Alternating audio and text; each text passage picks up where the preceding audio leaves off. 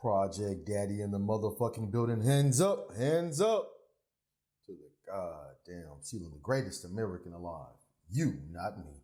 I'm just a piece of shit. But I'm so curious as to why America loves to spend so much motherfucking money on a piece of shit like me. You see, it's so important for everyone to understand that there's only two things that happen in a capitalist nation. There's only two things that happen in a capitalist nation: making money and spending money. These are the only two things that we do in the motherfucking capitalist nation right now. There's this beautiful website, usdebtclock.org, usdebtclock.org. And it has the running debt. It shows how all the money in America is being spent. It shows all the tax revenue and all the tax revenue, where it goes. Right now, $27 trillion in motherfucking counting. That's a ginormous number. And so when a number like that is that big, I just start wondering because, when I was incarcerated, I just didn't see black folk, right? It was a multicultural experience. I was in there with some Asian folk, there was some white folk, there was some Latino folk, right? A little bit of motherfucking everybody. All of America was represented in this demographic. I started wondering, when you see this shit in real time, a lot of the white kids, they have the least amount of support from the outside world. If they don't make store, they don't get no goddamn commissary. It's like that's a great stain on the family name. If a white boy goes to prison, it's like their mama and their family just disown their ass, right? They won't write them. They won't come see them. It's like, nigga, fuck you, Jimmy. You shouldn't have been smoking meth. I'm like, oh shit. Fascinating dynamics. And the person that's in prison that you think is supposed to be the biggest piece of shit, the biggest murder, death killer in the motherfucking planet, his grandmama is sending him $120 every month. This nigga's locker is filled with ho-hos and yum-yums. I'm like, God damn. When you got support like that in the world, why the fuck are you out there being a goddamn knucklehead? I can't speak to nobody's experience. Everyone has their own experience. And then when you get there and you personalize these individuals and you actually meet these people, you see their families, you see their pictures, you hear their stories, you're like, oh, damn. These individuals are men, just like me. You see, it's easy to be disconnected when you're looking at these people from a television screen. You're like, man, fuck those people. They deserve to be in jail, everything they get.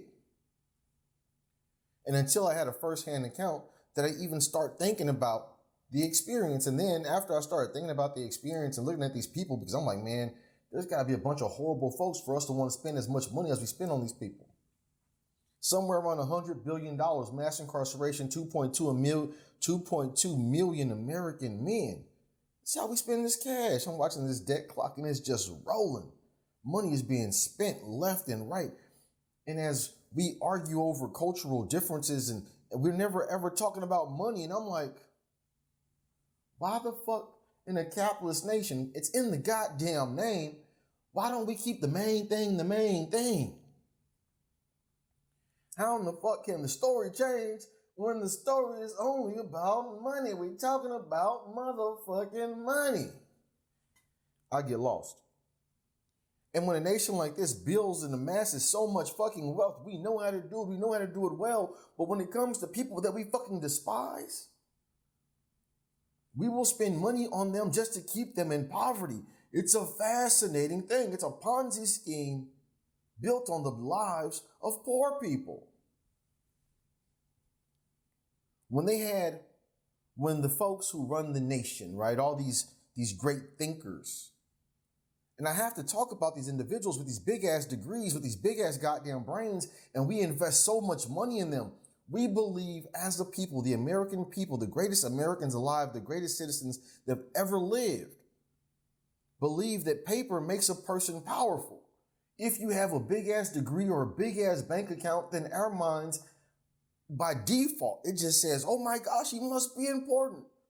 I should let that person make decisions for me. And I have so much faith in the American person. I'm like, God damn, nigga, you know your life better than anybody.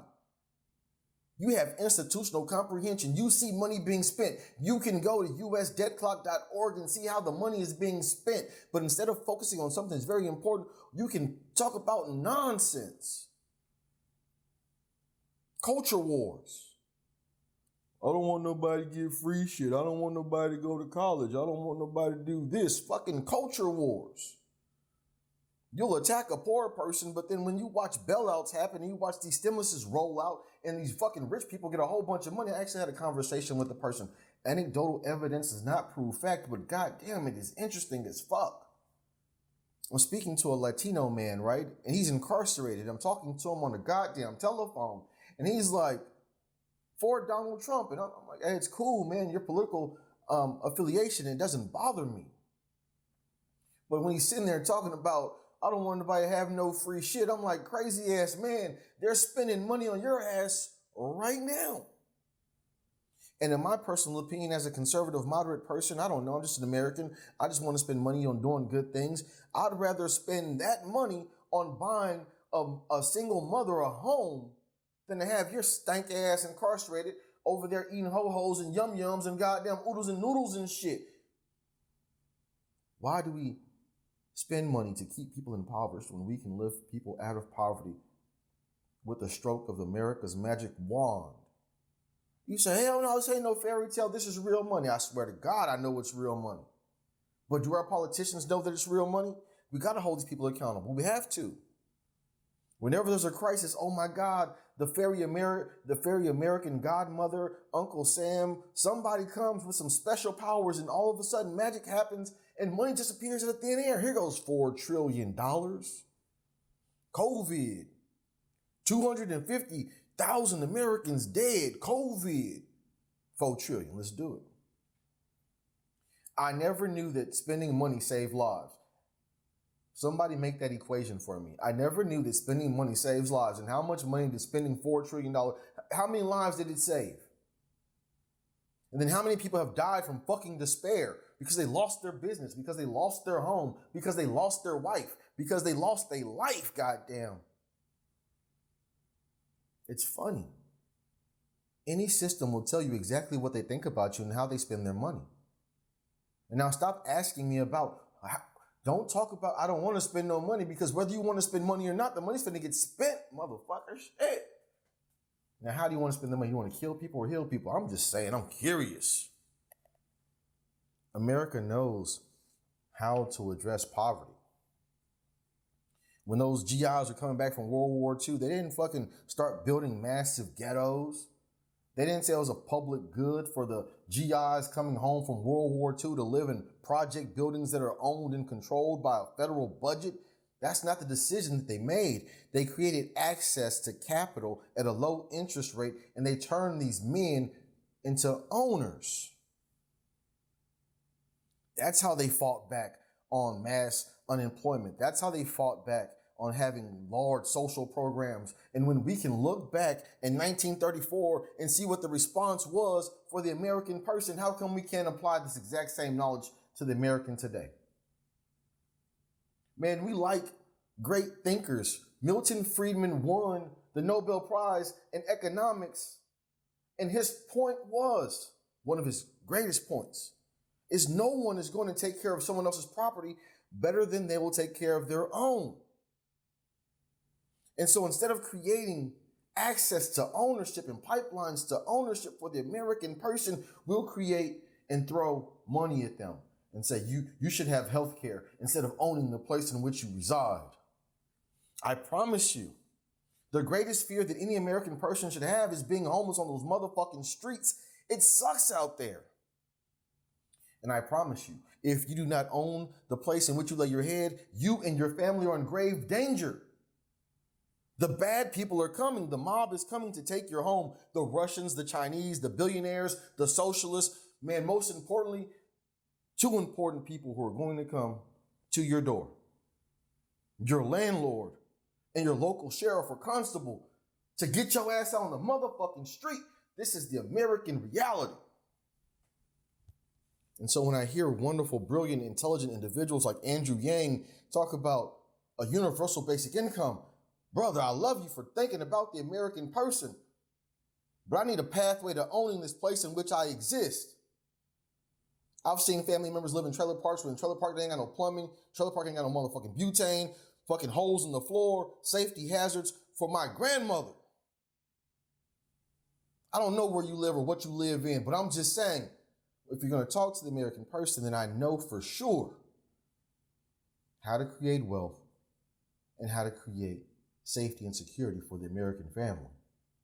And safety and security for the American family doesn't come by being able to go to the doctor. That's a luxury. Going to the doctor is some shit that rich people do. Can you afford it? Fuck, man. If you go back 50 years, going to school is some shit that rich people do. Can you afford it? How the fuck can the cost of opportunity in America? I know that someone's going to look at me cross-eyed and like, are you saying that education is bad? Man, when the mama is on fucking Section 8 housing and has no hope for tomorrow, or the father's on Section 8 housing and they're living in some condemned ass building with no hope for tomorrow, maybe in 18 years when you get your high school diploma, maybe, just maybe, you can go deep into fucking debt because the high school diploma is worth absolutely shit and you have to take out loans so you can go to college because college is how you become successful. And if success is being burdened by ginormous debt, then maybe that's success. But if I'm going to spend $120,000 on a motherfucking college degree, then maybe I should spend $120,000 on a place to lay my goddamn head. I don't know. These are interesting conversations in which that we should have. If we're going to talk about spending money, then maybe we should have a conversation on how we spend this money.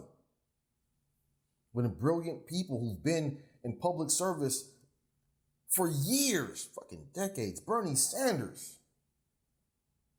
and you have the courage to stand up and say that Americans deserve to have universal fucking health care.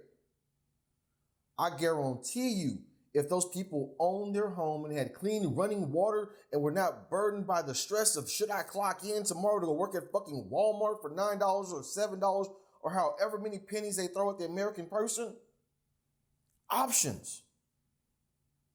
Why the fuck are we playing around? Why are we creating forever entitlements when we can end homelessness tomorrow? And if you say, how the fuck can you do that? Nigga, where the fuck did $4 trillion just go? Did it just vanish and evaporate in the thin air? I'm watching pockets and it's our pockets. I ain't got no goddamn money, but you great American workers, I'm looking at the fucking debt clock right now.